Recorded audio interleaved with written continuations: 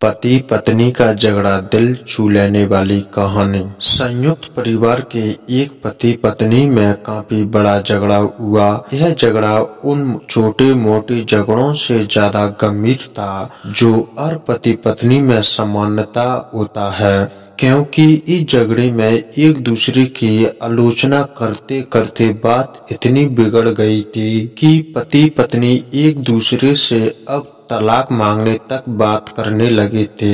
संयुक्त परिवार के बाकी के सभी लोग बहुत परेशान हो गए। वह सब किसी तरह इन दोनों को समझाकर इस झगड़े को अंत करना चाहते थे। तो वे लोग पति पत्नी के इस जोड़े को घर के सबसे बुजुर्ग सदस्य यानी दादाजी के पास लेकर आए। जब दोनों पति पत्नी दादाजी के कमरे में प्रवेश किए तो दादाजी ने उन दोनों को बैठने के लिए कहा और फिर पूछा कि बताओ तुम्हारी समस्या क्या है। दोनों पति पत्नी एक साथ बोल पड़े और एक दूसरे पर आलोचनाओं की जड़ी लगा दी। जितनी कमियां पत्नी अपने पति में गिना रही थी, उससे ज्यादा कमियां पति भी अपनी पत्नी में गिना रहा था और कई मिनटों तक यह सिलसिला चलता रहा। दादाजी ने सभी इन दोनों को नहीं रोका और इनको अपना अपना गुस्सा एक दूसरे पर उतारने दिया।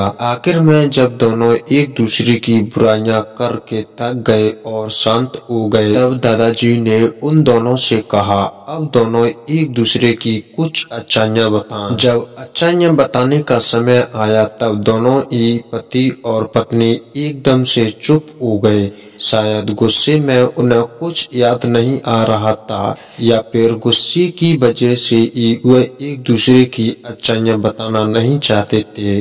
दादाजी ने कहा यह बात भी महसूस कर ली। थोड़ी देर तक जब कोई भी नहीं बोला तब दादाजी ने कहा अच्छा ठीक है, ये लो पेपर और पेन और एक दूसरे की अच्छाइयाँ इसमें लिखो। पति पत्नी दोनों ने ये पेपर और पेन लिया और एक दूसरे से काफी दूर जाकर बैठ गए। थोड़ी देर तक ना पति ने कुछ लिखा ना पत्नी ने। फिर पति ने पेपर में कुछ लिखना शुरू किया। उसे देखकर पत्नी ने भी अपने पेपर में लिखना शुरू कर दिया। ऐसा लग रहा था जैसे दोनों एक दूसरे से कंपटीशन कर रहे हो। काफी समय तक दोनों ने पेपर में लिखा और जब पेपर लिखावट से भर गया तब दोनों ने ही अपना अपना पेपर लेकर दादाजी के पास उन्हें देने के लिए गए। दादाजी ने उन दोनों के ये पेपर लेने से मना कर दिया और कहा कि अपने अपने पेपर एक दूसरे को दे दो और जब एक दूसरे के पेपर पढ़ो।